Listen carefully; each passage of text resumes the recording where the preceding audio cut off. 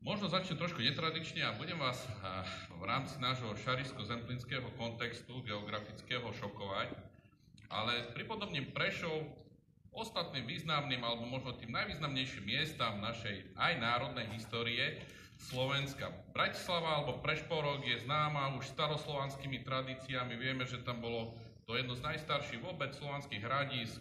Bola to jeden z oporných bodov Veľkomoravskej ríše, Svätoplukovej ríše. Pôsobili tam aj Štúrovci, dokonca v roku 1943 130 Štúrovcov bolo prihlásených do jednoty mládeže slovenskej Prešporku pod vedením Ľudovita Štúra. Teda Bratislava má svoje pevné miesto v národných dejinách. Martin nielen založil Maticu Slovensku a zobral ju, dá sa povedať, do svojho pomyselného geografického lona Turca. Nebolo tam len memorandum národa slovenského, ale došlo tam aj založeniu Slovenskej národnej strany a významným vedeckým, literárnym a iným národným pohybom. Liptov je známy žiadosťami národa slovenského a naozaj pevnou generáciou Slovákov. A my východňári môžeme si teda dať takú rečnícku otázku, čím sme my vlastne prispeli, východní Slováci, a možno aj takto geograficky aj čo do miest, našim národným dejinám. Môžeme si smelo však povedať, že v tomto ohľade vôbec nezaostávame, ani čo sa týka pietnosti našich historických miest. Toto miesto, práve tu, kde sedíme a stojíme, a sme sa takto stretli pred súčasným PKO, ale čo je historická budova Čierneho orla, môže hrávo súťažiť aj s memorandovým námestím Matice Slovenskej Martine. Najmenej dvakrát toto miesto ako keby do určitej miery sústredilo významných mužov slovenského národa.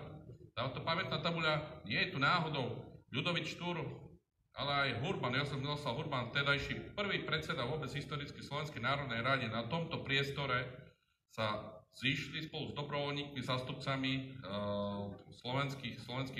prvých slovenských dobrovoľníkov. Už tu zazneli mená ako napríklad Karol Bórik, alebo tajemník Slovenskej národnej rady Daniel Bórik, alebo bratia Nosákovci, ktorí potom pôsobili nedalekom Sabinove, tak vzniesli slovenské nielen kultúrne, ale aj politické požiadavky, aby sme boli svojbytným národom v rámci Uhorska. A stalo sa to práve v týchto priestoroch, kde som povedal Čierneho orla. Treba povedať, že tak ako zdôraznil môj predrečník, tajomník Matice Slovenskej Peter Švantner, takmer nikde sa im nedostalo takého vrelého a masového prijatia mešťanov, drobnej šľachty, roľníkov a v podstate pospolitého ľudu ako tu na Šariši Prešove, keď dobrovoľnícka tretia výprava prišla na jar a dá sa povedať, že ich Prešov prichylil a práve Prešov bol to baštou, v ktorej slovenskí dobrovoľníci išli na Giraltovce, na Bardejov, ale aj do Vranova na Topľov, ktoré bolo najzápadnejší bod, kde Slovenská národná rada, Štúrovci a Hurbanovci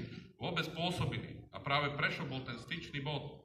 Treba povedať, že aj vyššia šľachta, tým, že bola za cisára, aj Štúrovci boli za cisára, ale aj prešovskí šľachtici si veľmi jasne uvedomovali, že sú pôvodom Slováci, alebo majú aj nejaké okrajové rusínske korene, tak vrelo prijali Hurbanovcov a Štúrovcov v rámci toho, by som povedal, spojenectva proti vtedajším maďarským revolucionárom. Druhé významné vlastne stretnutie, alebo taký by som povedal, počin národovcov bolo v roku 1918 a 19, keď pred PKO vystúpili aktivisti Slovenskej národnej rady a prihlásili sa Československej republike. A nebola to vedľajšia akcia. Uvedome si, že východné Slovensko bolo trošku vždycky úmyselne izolované od politických pohybov tou maďarizáciou a bolo potrebné, aby niekto z východného Slovenska povedal, že aj Šariš a Zemplín patrí do Československej republiky, tak ako kedy sa prihlásili ku Štúrovcom Šarišania v roku 1849. A to sa naozaj stalo v roku 1918 a 1919. Môžem okrajovo povedať, že tu pôsobilo množstvo významných národných osobností. Oni ešte budú rekapitulovaní okrem Štefana Marka Daxnera aj Michal Miloslav Vodža. Ale z tých ďalších generácií, hlavne kvôli tomu, že tu pôsobila právnická akadémia, ktorá v súčasnosti žiadna právnická katedra tu nie je, ani fakulta, tá pôsobí iba Košicia, ale kedysi tu pôsobila, tak napríklad študoval tu veľmi významný slovenský básnik, spisovateľ, budúci československý legionár a politik Janko Jesenský. A má aj niekoľko básní o tom, ako popíjal červené víno v Čiernom orlovi, tak to možno sú teraz tie dobré časy, alebo ako sa prechádzal po prešovských uliciach. Z tohto kontextu je jasné, že Prešov nie je vedľajším mestom v národných dejinách, ale je na tých predných pozíciách a že vlastne musí dostať aj tú zásluhu, ktorú do určitej miery, ako keby sme na ňu mierne zabudli. A práve to je úloha Matice slovenskej, tieto veci ozvučovať, ale urobiť to aj popularizačnou formou a preto som veľmi rád, že tu prišli medzi nás aj kultúrnici a divadelníci z Liptova, z Lučenca, ktorí vám ukážu zaujímavú historickú scénku, dialog národovcov, tých pohnutých časov, priamo z tohto prešovského prostredia, ale aj historický šerm, ktorý je takým odkazom možno na tie revolučné roky z roku 1849. Žijeme v pohnutej dobe, relativizuje sa všetko, kresťanstvo, kultúra, hodnoty. Už si pomaly zvykáme, že niekto flexov v odzovkách, ja to poviem veľmi, by som povedal vulgárne, odreže hlavu Hviezdoslovovi, dá to do plagátu na novú reklamnú kampaň Mestského divadla v Bratislave a popri tom sa ešte tvári daný propagátor tejto reklamnej kampane, že to je veľmi kultúrne.